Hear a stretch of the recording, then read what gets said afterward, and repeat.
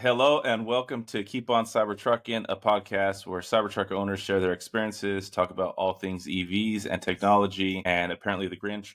But we have Chase and we kind of have Will here. We don't have him I'm on here. camera. I promise. I'm eating a pizza. Nobody's here to look at my face. We'll be fine. He's here with us. So let's get into that, Chase. You brought up right before we went live that you have a beef with the Grinch. Please share. Yeah, I put it up on my Twitter. It's kind of a cool thing we did over the weekend. Ended up renting a Cybertruck off Turo from another guy that I know that rents here in Austin. I happen to be a Cyber Beast, but the real reason why we rented it is to go to the Peppermint Parkway, which is like a big festival that they put at the Circuit of the Americas track. So it's kind of like it's a drive-through kind of experience. So you see all the lights as you're driving through because they take you like underneath a tunnel, like kind of inside the track and then outside the track. And then what's cool about it, and the reason why we rented the Cybertruck, is that you actually get to take a lap around the track too, which is really cool. So but this in the Peppermint Parkway, as you first get in there, you barely can see in the video unless you have to like zoom in, is the Grinch as we like drove by him. He looks over at me, he's like, "How much you pay for this piece of junk?" And I'm like, "Okay, that's fine."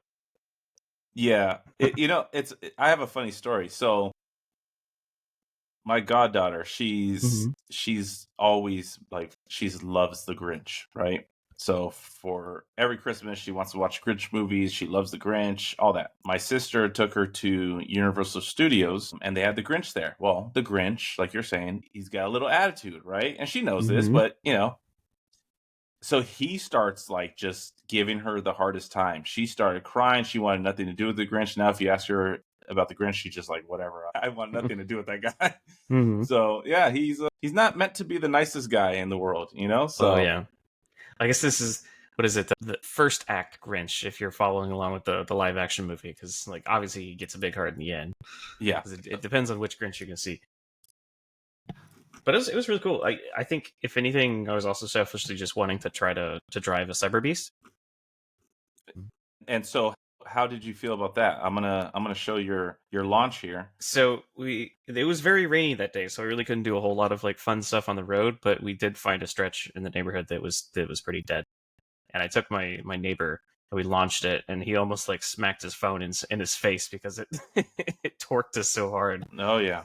Which it's crazy. Like it is like stupid fast in like beast mode. I feel like that's the joy of Tesla that's been there for the last 10 years, has been just absolutely pummeling somebody into the seat of a car, being like, yeah, so this is launch mode. It's phenomenal. But so the thing about that is like, it's okay. So the Beast is 845 horsepower. The quad motor, large battery Rivian that we have is like 835 horsepower. There is a significant difference between the takeoff between those two motors. It's like, it's just as like quote unquote fast by horsepower's sake, but the launch rate is significant in the Teslas. And I don't know what it is, but those engines are like always ready. Whereas like Rivian, you kind of have like a smooth, like a weird kind of ramp up into it, where it's like the power is always there. Like you mash on the accelerator, you're going, and that's where you get that like instant G-force. But with the Rivian, it's more like a smooth ramp into it. I'm looking up because I was going to ask you, but I said, you know what? While you're talking, let me just look it up. I wonder, you have the tri-motor, right? We have quad. Oh yeah, the quad motor. Okay, so I'm curious to see how much they weigh.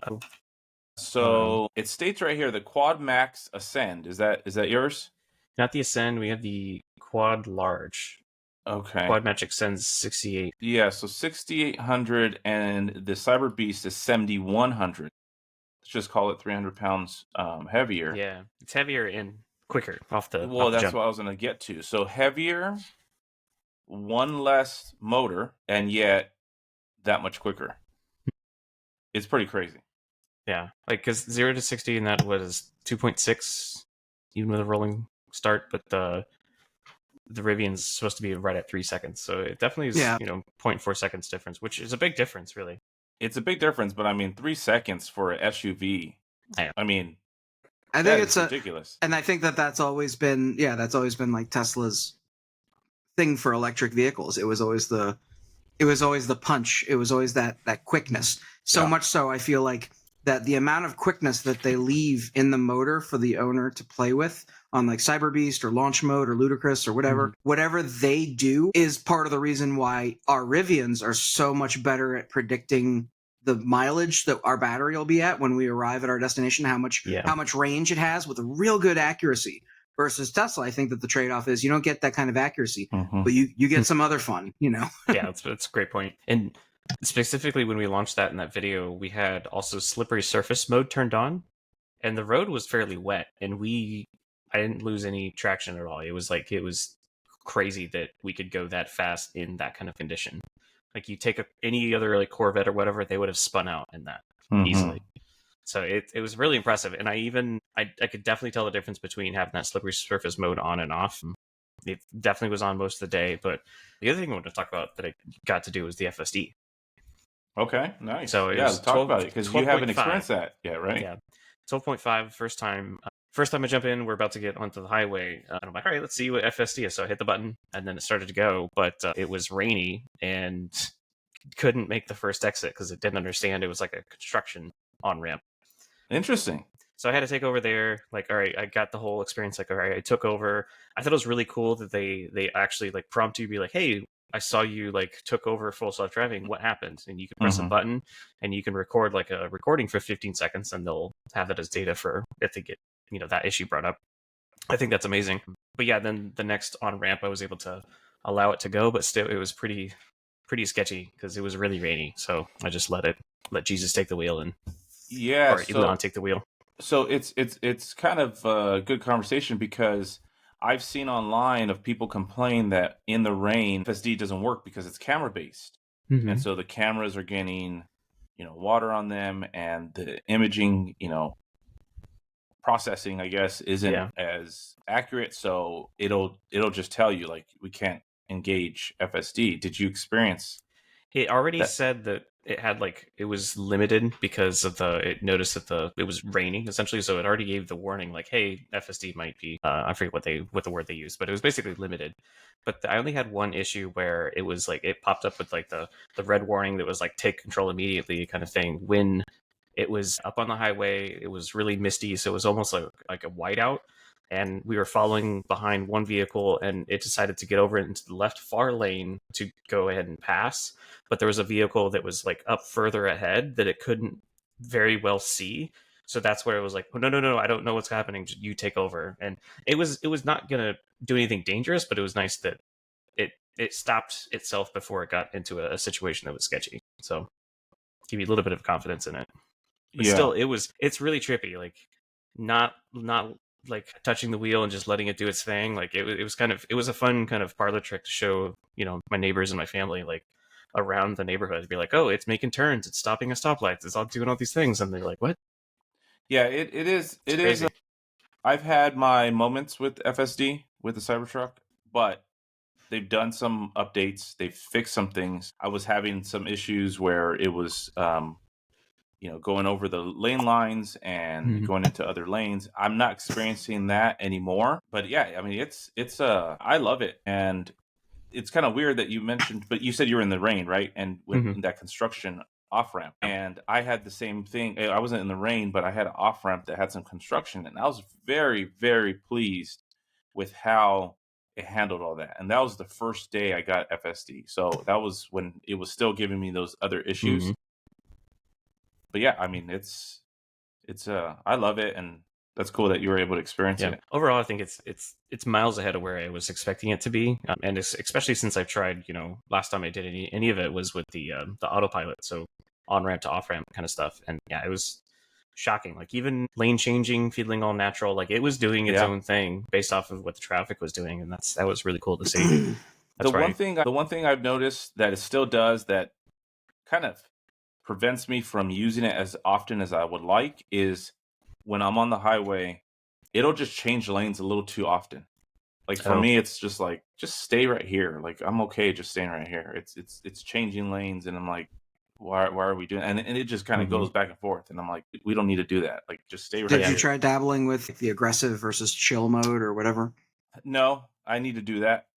That's what I'm saying. I'm not like, I gotta just mess with it a little bit more, but I'm getting older, so I'm getting impatient. Well, yeah, they should give it like different, not aggressive or like not aggressive. You should like give driver profiles to be like, all right, here's grandpa, here's like a teenager. That's where I would be. I mean, if anybody saw my video with Cobra and we did a range test video and I wanted to make sure all of our settings were the same, and I was giving him a hard time because everything he has is like on aggressive and like fast. And I told him, I said, why do you have all this? Max. And he's like, well, what do you have it at? And I told him, and he's like, dude, you drive yours like a granny. Like, what are you doing? I'm getting old. I'm sorry.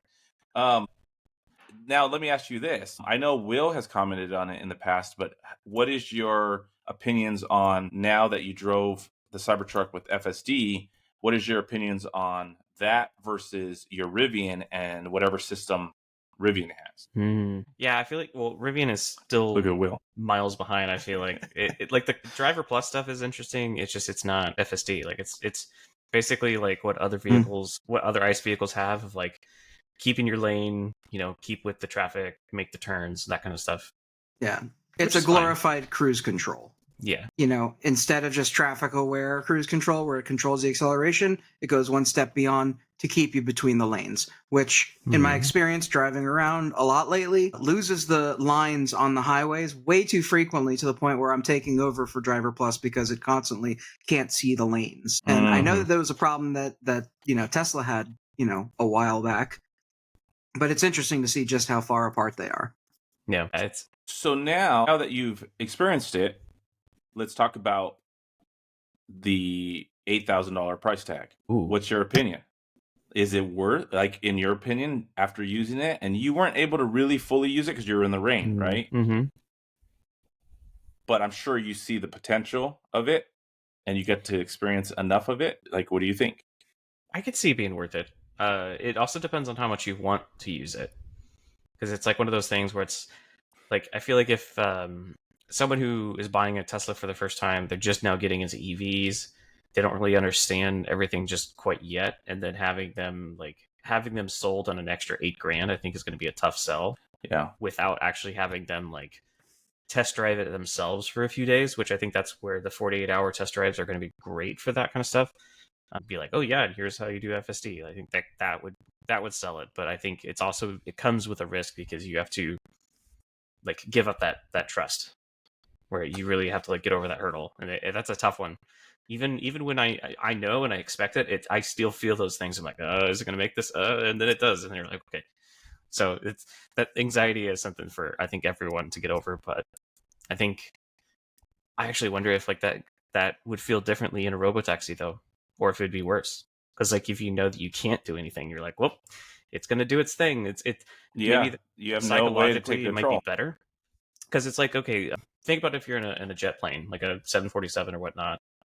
It's not like you have no control. You're just like, all right, if we die, we die. You're like, all right, it is what it is. I don't have a parachute. I can't do anything about it. It's out of your control completely. Because of a robotaxi, it just doesn't have a steering wheel and pedals. It literally is just out of your control completely. So maybe you would actually feel better that way. But because you can take control, you're always like second guessing it almost. Now, did you have your wife drive it at all with the FSD? She rode along in the FSD, but she's still freaked out about it. Okay, that's what I was going to ask you. Yeah. I don't think she would ever do it on her own. And that's another reason why, like, if you would use it, I would say it's worth it. But if not, like, I definitely know, it's funny, I know a buddy of mine that he had an early on Tesla, and he refused to get the hardware. Because he was like, dude, if I had an FSD and it could just drive me everywhere, I would like never be sober. I would just like go to all the bars and just have it drive me wherever. That's a wherever I that escalated. Yeah, because I was like, okay, that's a fair assessment. Keep yourself honest. But that's where like even tweeted, this is the one thing holding me from sobriety. Yeah, the way I could do this, because I could see that being like a thing where people are like single rope. 100%. I could. That's where I said, but go buy weed and alcohol stocks, because if this is widespread, you don't really have to worry about DUIs anymore, unless you're like in the rain and you have to take over. But I guess that raises my question, is like, what's the robotaxi going to do in those situations where you absolutely have to take over? Like, is it just not going to take you in the rain, or the heavy snow, or these other conditions? Well, that's probably the concern with the camera based system, right? Mm-hmm. That if it's not going to be able to do its job, obviously I live in an area where the climate is nice most of the time. So I'm not going to really run into that very often. But let's just say I lived in a climate that snowed a lot, rained a lot, and I want to use my $8,000 FSD, and now I can't. I don't know how I would feel about that. Yeah. For me personally, though, I don't think it's enough. Like, if I still had to pay the $8,000 extra, I don't think it's enough for me to fork for FSD with the Cybertruck than just having the Cybertruck. Because I think just having the Cybertruck is good enough. Yeah. Well, I love the Cybertruck, obviously. I know you guys do too. Just waiting for you guys to get back in the family. That's all. So give it time. They keep dropping that lease price. That might be sooner than we think. Yeah. 100%. It's funny. I ran into Farzad at the grocery store this week too, and I told him about the Where does he shop? At HEB. Yeah, he does. Yeah, everybody shops at Everyone HEB. shops at HEB. Yeah, it's Texas. But I told him about the Ford thing being like a lease started at $192. I was like, damn. He was like, I might buy one. So like that's where like we were talking about the Rivian because we had the Rivian with us, and he was like, yeah, I love it, but if a good deal comes along, I might have to change it. Yeah, I mean, I'm actually very surprised that Farzad doesn't have a Cybertruck yet. Well, yeah, I think because he had their new baby coming along, so he decided to wait. Which, in all fairness, is a great plan for him because he's saving a lot of money because he had like a Foundation Series reservation. Yeah. Well, he's a more responsible man than myself, I guess. Wanted to talk about something that kind of, I guess you could say, ruffled my feathers a little bit. We had a little short conversation prior to going live. Came across Motortrend. They every year they do a car of the year, truck of the year, whatever, something of the year, right? They go through the whole laundry list of vehicles, and they give their awards. So they had an article published today, and they're talking about the Cybertruck and its candidacy to be truck of the year. Spoiler alert, the Cybertruck did not win. What? And what kind of struck me, and I don't want to be ultra sensitive because I'm typically not an ultra sensitive guy, but it's just one of those things where we've talked about in the past, Reddit, subreddits of Cyberstuck and these people, and those guys. It's frustrating from the standpoint of you got a group of people, and there's a lot of people in that Cyberstuck subreddit, and it's just like they spend their day, every day, just focusing on hate towards Cybertruck, which is sad to me. But beyond that, I get frustrated because I look at Motortrend and I go, that's a brand that everybody knows and has influence. And I don't mind if you have criticisms of the Cybertruck, because guess what? I do. I have many criticisms of the Cybertruck. But the problem is when you go into the article in the first paragraph, one thing you see right away is right here. And it says, we suspect a virtual mean tweet style skirmish has already broken out over the Cybertruck between Tesla fanatics and, well, everyone else on this planet with eyeballs and good taste. So it's just one of those things where I obviously own a Cybertruck. So they're clearly telling me that I don't have good taste because I have a vehicle that I think is innovative, that is pushing the industry forward, pushing the truck market forward. I have owned many trucks. I love trucks. I don't want to have anything other than a truck. And so if there's a truck on the market that's pushing everyone else and the Cybertruck is doing that, I'm all about it. But yet, they just take these type of jabs. And if you go on this article, and we're going to go through everything, but if you just read this, and I read it, every chance that they get to take a jab at not only the Cybertruck, but people who own Cybertrucks or people who want to own a Cybertruck. They're clearly not happy and not a fan of the Cybertruck, and that's fine. But I think there's a better way to do it. I feel like when you're that platform, you have some type of responsibility to just be maybe just semi-professional. It's all so. I mean, I feel like some tells. I'm sure that you can probably just look up who the author was. It looks like it was Alexander or somebody or other. But I mean, reading through some of the article while you had it up on screen, like there's a part of it where like he's like, "Will somebody move that darn Cybertruck? The sun's reflecting off the stainless steel and setting leaves on fire." And I'm like, yeah. So is it supposed to be funny? Like, is this like what? I mean, I'm sorry. This is like that's got some take my wife please type humor to it. I'm like, okay, you can punch it all you want, but to imply objectively that everybody who has eyeballs hates the Cybertruck, it's like, I mean, that's a pretty bold statement to think that you can be the one to assert that it's Cybertruck owners and then everyone else on the planet has taste. I mean, I don't know, what did we say before? Pharrell has a Cybertruck. You telling me Pharrell doesn't have taste? God damn it. So yeah, I think it's disappointing to see that what these periodicals have become, because clearly they have guest authors, they have people who write, and then they probably get paid, and then they probably get invited back, and so on and so forth. But there's no longer any kind of editorial relationship probably with these brands, because it's like reading this kind of stuff. I'm like, anybody who is just considering a Cybertruck, anybody who's still waiting, wanting to get one, that are looking for objective views on what is available to buy, they're going to be like, I don't want to go to Motortrend because I might read some article written by some hack comedian, chucking jokes about setting chipmunks on fire with the what. Like, I'm sorry, Motortrend used to be a serious periodical, but if it's if this is what it is now, then say it out loud, say it with your chest, so that people know that kind of bias is just what they let fly at Motortrend. But exactly. Anyway. I was just saying that was my argument. Basically, look at the horse source, and I think what's happening is that Alex is letting his bias kind of show through, because looking back through all of his articles this year that revolve around Tesla, it's always painted in kind of a negative light. Like he talks about the Robovan, calling it like computer mouse shaped van.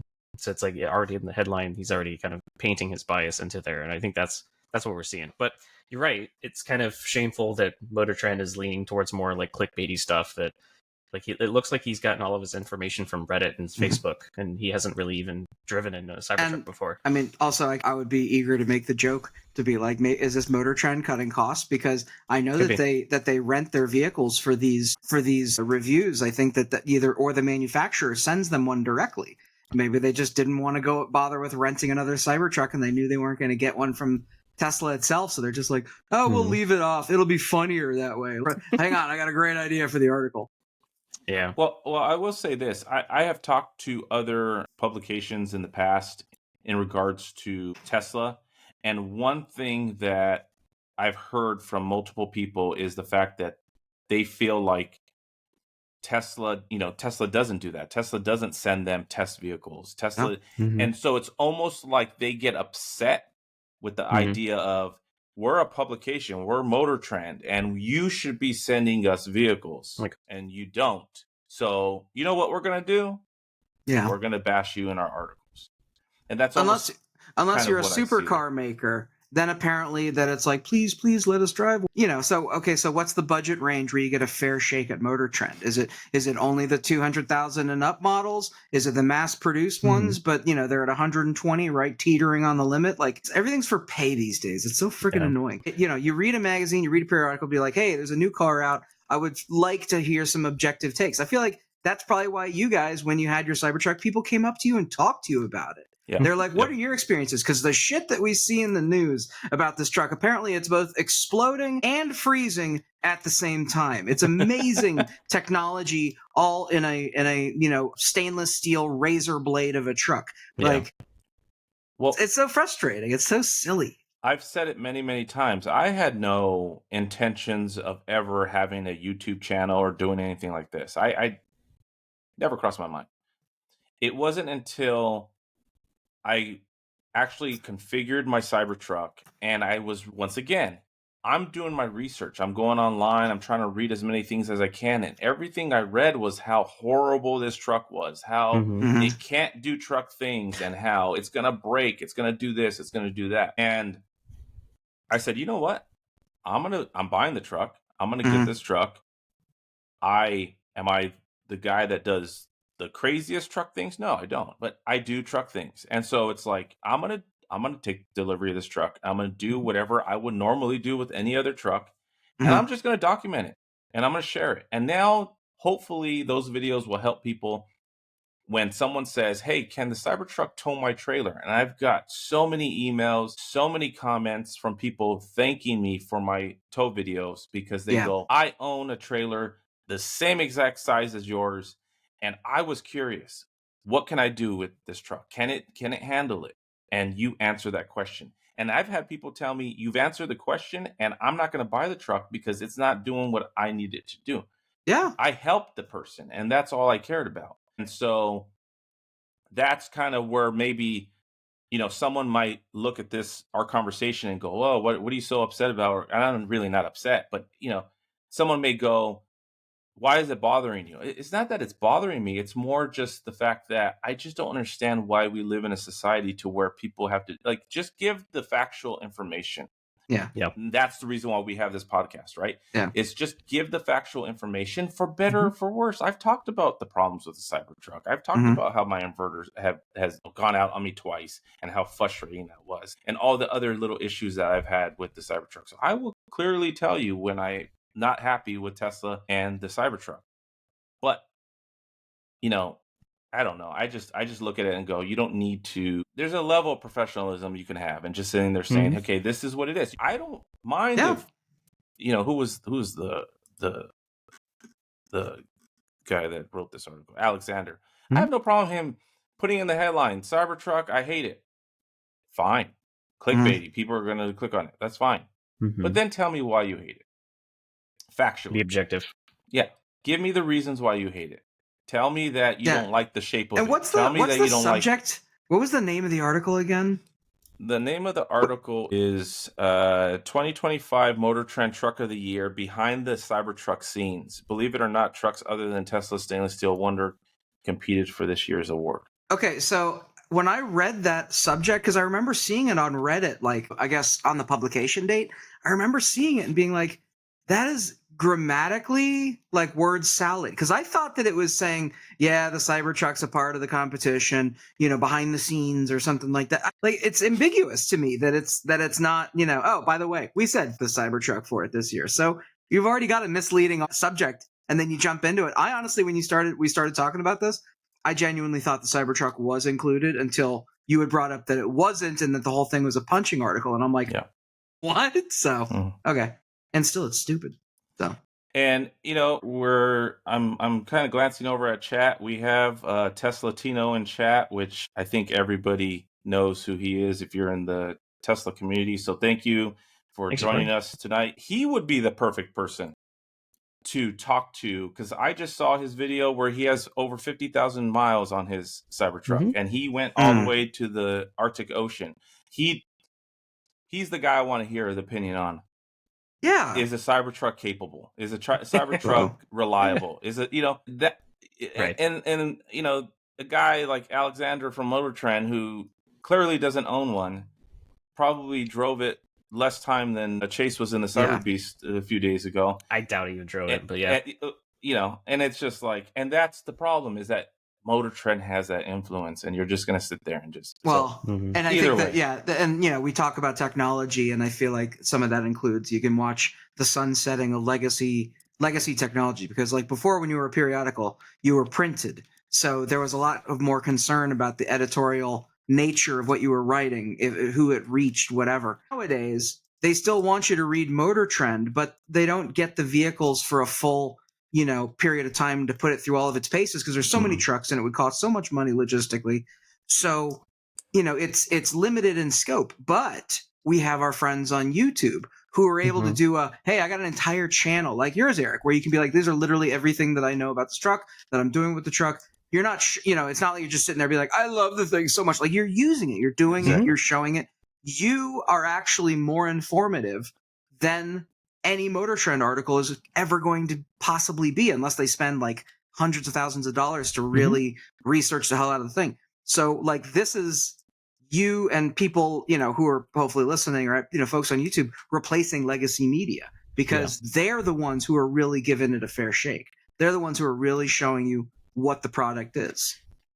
So where like when I documented the jump, I was like, this is exactly where we were. This is the settings I put it in. And if you want to do it too, here you go. This is how you do it. And 100%. Yeah. And I hope that someone sees that and does it again. Yep. And creates another fantastic video.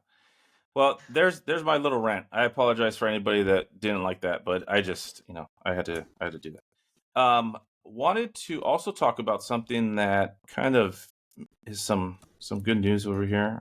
Some news I think we've been predicting for quite some time, and what it is it seems like we're getting closer and closer and closer to just having the NACS being the standard, right? Yep. Good. And right here in this article, they talk about how the Biden administration is passing that for all federally funded electric vehicle chargers moving forward, that they're going to have Tesla's charging plug. So that's just them essentially going, this is what's kind of the popular or the most common plug. And so anything we build from here on out is going to have the NACS. And, we've talked about it for a few weeks now, that how GM and everybody else is jumping on board with NACS, and it's inevitable at this point that NACS is going to be the standard.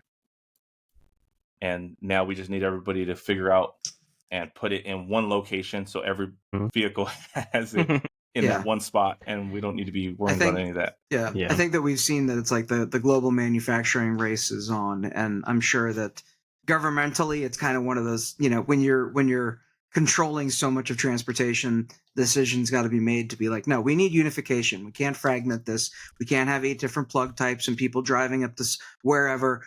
First we unify the hardware, and then they're going to have to set up some sort of, basic expectations for weights and measures, the way that they apply it to gasoline, something equivalent to EV charging. I just wonder about some of the superchargers that are like non-Tesla, that what they're going to have to do. Like EVgo is all that one, J11. They're the CCS connector. It has the J1772 integrated at the top, but it's got the little foot, I call it. Yeah. It's the little thing below it. Yeah, that's the CCS1 or CCS2 connector or whatever. But I guess they would just have to have an adapter around for a while until we eventually kind of sunset those into just NACS. Yeah, or until the manufacturer comes up with a way to literally just replace the module, to some sort of a swap on the plug, if you will. And you know what? You bringing that up, Chase, it made me just think that I know somebody that owns a Cybertruck that's part of the Cybertruck community out here in Southern California, and he actually works for a company that makes these pedestals and these units.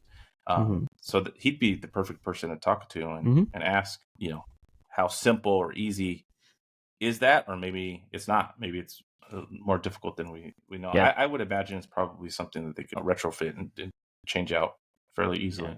Those guys know their stuff. That's how I got tipped off about, the 500 kilowatt capability for the Cybertruck, because a renter had just that. He rented the Cybertruck to go take it back to his company to go test it, because they make their own chargers. And they're like, yeah, this thing can go up to 1,000. That's like, all right, we'll wild. See. That's wild.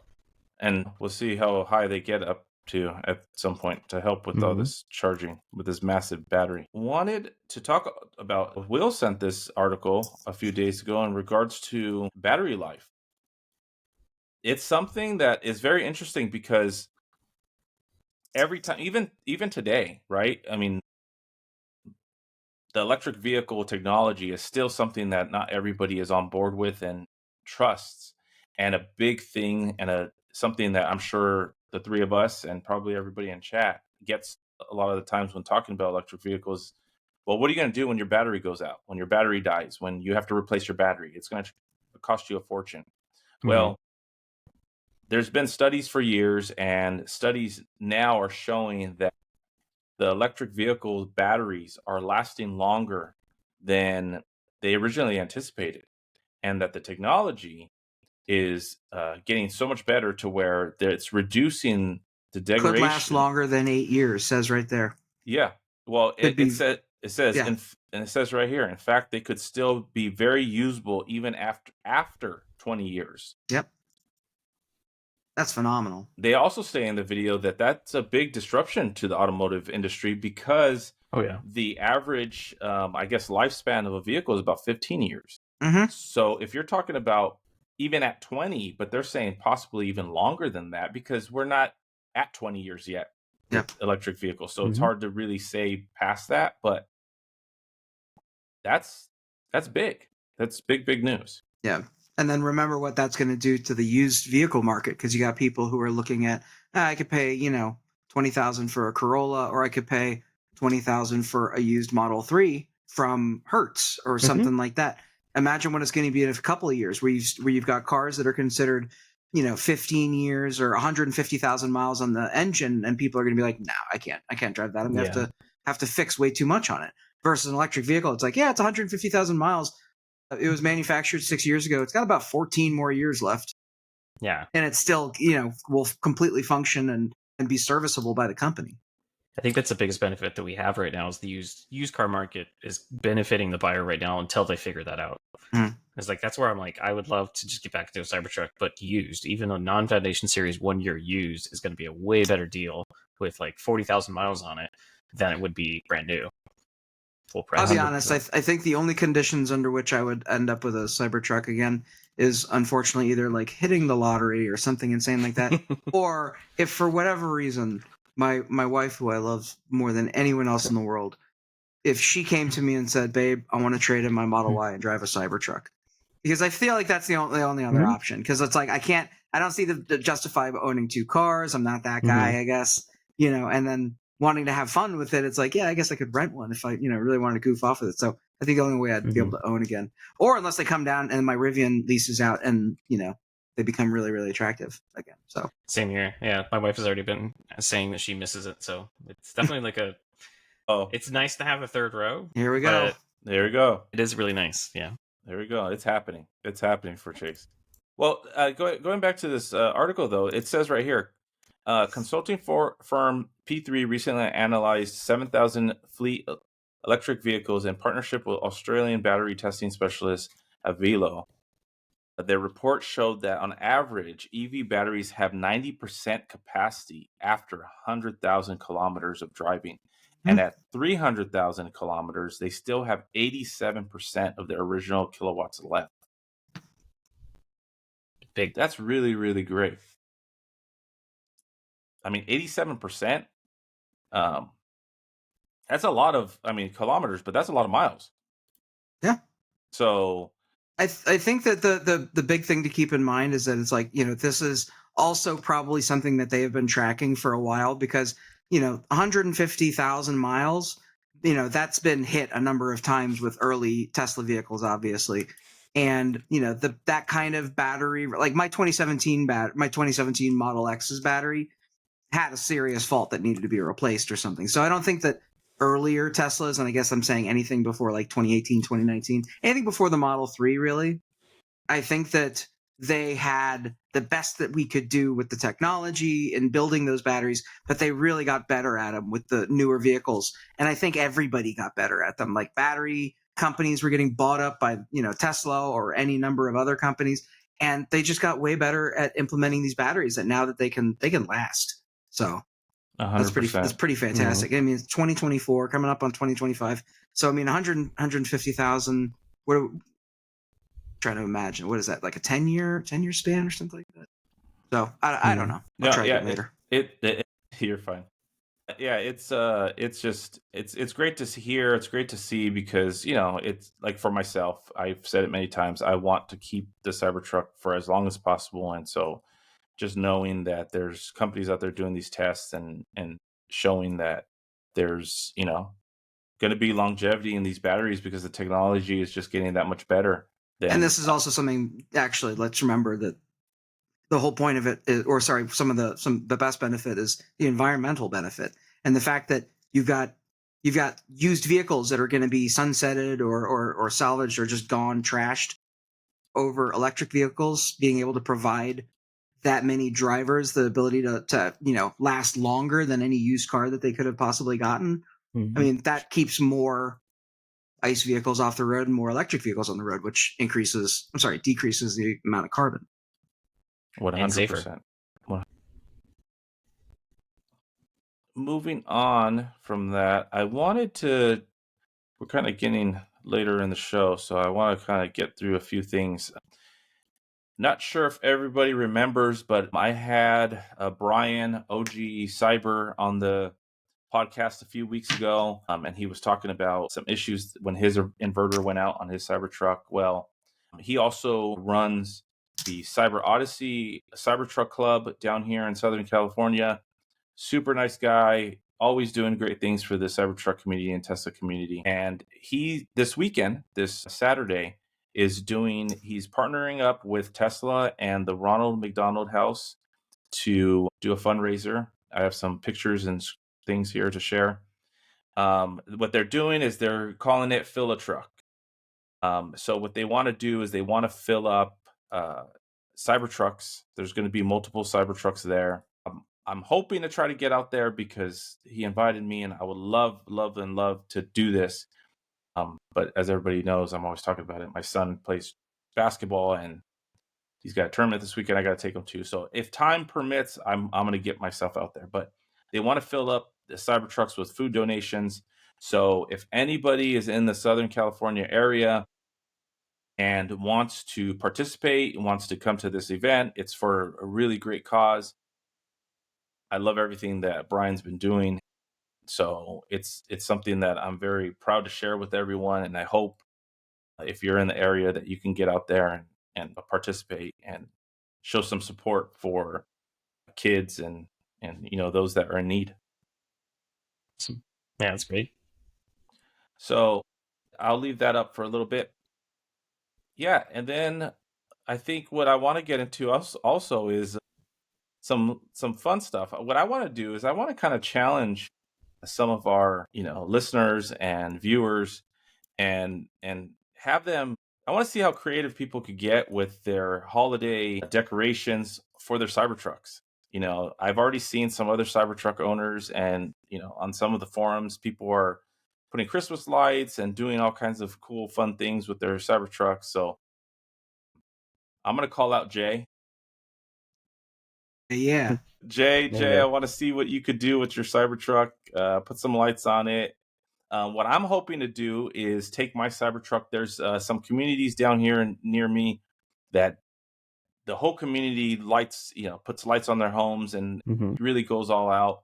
I'm hoping to get to one of those communities here soon. And if so, then I'll do something with my Cybertruck, maybe do a video or some pictures and post them online. So I want to see what everybody else could do. I want to see some creativity with their Cybertrucks. We're always talking about the wraps, right? And the creativity people are doing with the wraps. Well, let's do something for the holidays and get fun with it. Put that plug in the bed to use. Exactly. Let's see what you can do. I mean, you got all 240 volts of it. Exactly. You have plenty of juice there to have some fun. Yeah. We actually went to one of those communities over the weekend. Or no, sorry, it was just the other day, earlier this week, where it was an entire cul-de-sac, and all of the houses on the cul-de-sac were like all decorated, and it was all synced up to like the same like radio station. It was the entire cul-de-sac as That's like cool. A big light show. Yeah. It's really neat. It's crazy what people do at these. I'm gonna guess that neighborhood also had the highest HOA you've ever heard of. It's like $1,000 a month or something like that. But that pays for them to have a synchronized light show where they come to your house and put it on there. And they're like, you're not allowed to say anything. Keep it off. Or if you buy one of the houses in that neighborhood or in that cul-de-sac, you're like contractually obligated to be like 100%. Exactly. The decorations are in your attic. Just tell us when. I know of people that live in communities like that, and that they say like when someone moves into the community, it's like, that's like one of the first things they go and do, and like knock on their door, like, hey, you better be ready for the holidays. This is what we do. So I want to believe it's like an old school gangster shakedown. Be like, you like Christmas around here? See, I just want to make sure that's said, right? Yeah. It'd be a shame if your trash can ended up down the street.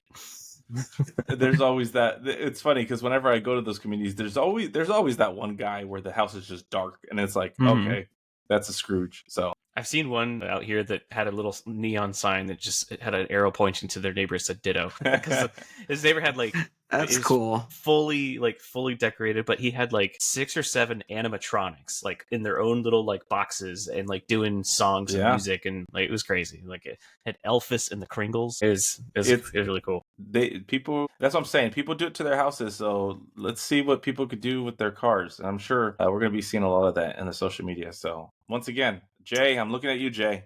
I'm counting on you. So, like I have to say, Eric, I'm sorry, I don't have any Christmas lights up right now. Okay.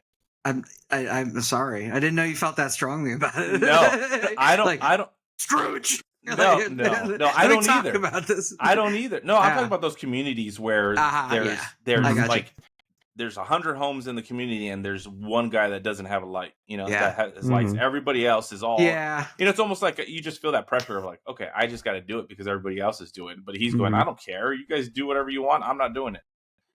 That's what I meant. No, I'll be honest. That'd be a hilarious movie. I could already see that. Like Jim Carrey's just like the grump at the end of the street who won't put up Christmas lights, but then he like finds out he's like, I gotta go put up the Christmas lights for the grandkids or something like that. That'd be hilarious. That'd be a great idea for a film. So you basically make the Grinch, but it's the real person as the Grinch, and it's still Jim Carrey. Yeah, exactly. Just playing like an angry grandpa.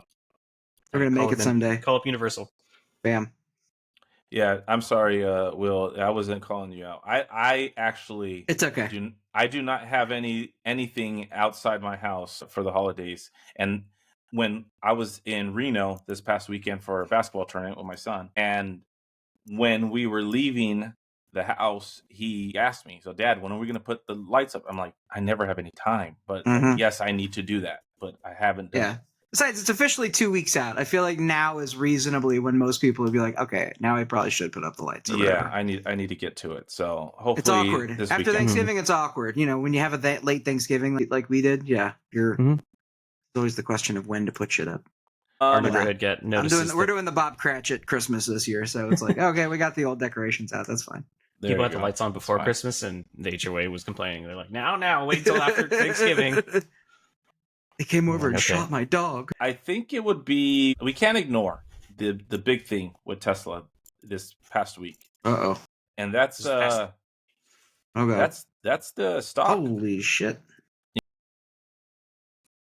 Up 5% today. It's just what's the 5-day? Let's throw some water on this. Okay, cool. Almost 18. Almost 18%. What's the 1 month? 21%. Yeah. This is now an all-time high, too. I mean, you're talking about almost 150% in the last 6 months. Tesla stock is soaring. It's going up. If you're not in, get in. This isn't any advice. I'm just telling you that, I mean, look at the trend. It's going up. And so I don't want to ignore that. I want to address that. Just sit there and say, look, I mean, Tesla's doing well. So if we're going to talk about it, my question is, okay, so what do we imagine is stipulating this value? If we had to guess, what is it? Because I don't think it's just the car business. I feel like so much of it is kind of the speculation on what they can do with their AI and their Tesla bots. You know, I've seen more videos of Optimus stumbling down the sides of hills and stuff like that. Yeah, you know, there's more presence for that.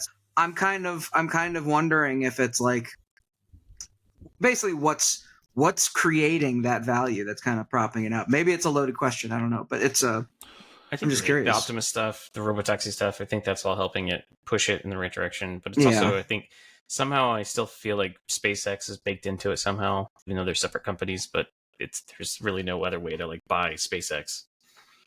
And people are just like, all right, well, they're associated. They're never going to split. So might as well just buy Tesla. Yeah. Yeah, I think from things that I've read, yes, I think it has very, very little to do with the automotive part of it. Yeah. I think a lot of it has to do with AI and their storage solutions, battery storage. I think that's where people are excited.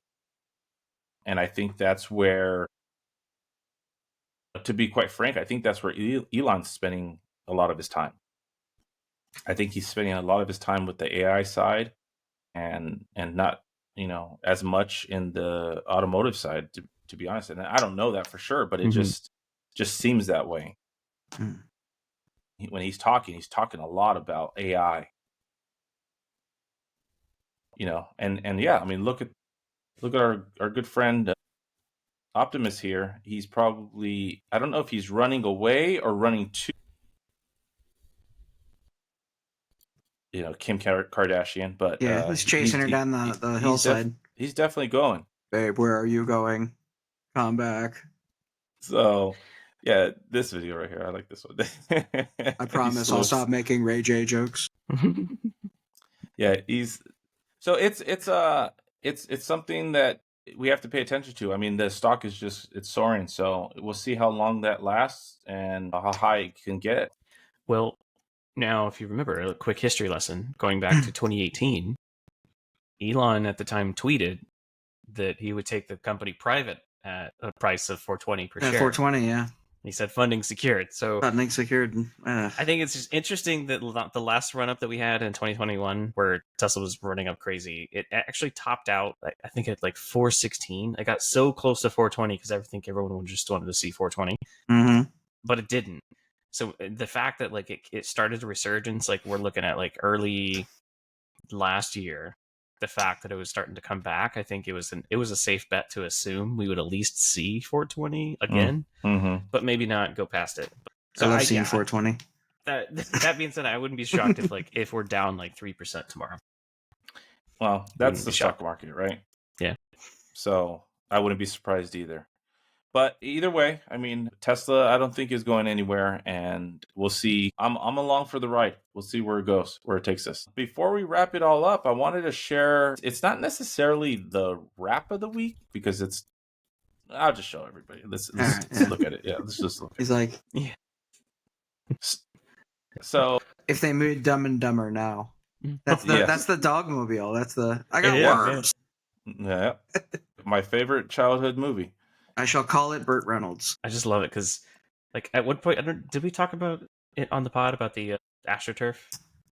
That was my idea. Like, put AstroTurf on the outside of it. No, that was one of the wrap ideas. I'm like, oh, it'd be so cool to like wrap it with actual AstroTurf on the outside, and then you can even like paint the line so it's like a football field.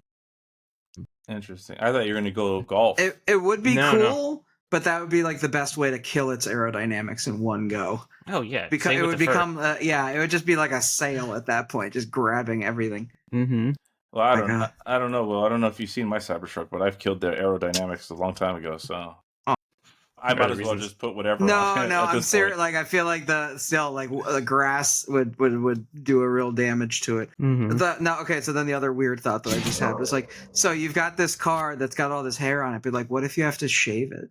Like, what if it keeps growing? That's some new technology. I'm just curious to just grows hair from the sun.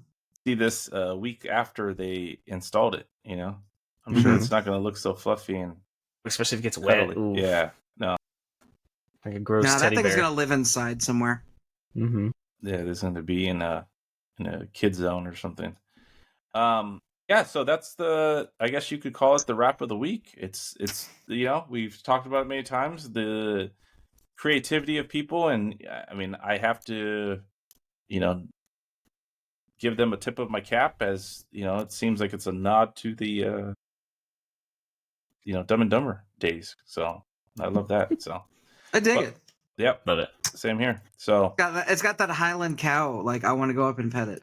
Not like right now while it's clean, not like later when it's dirty. I want to go hug it. Exactly. I just want to give it a hug.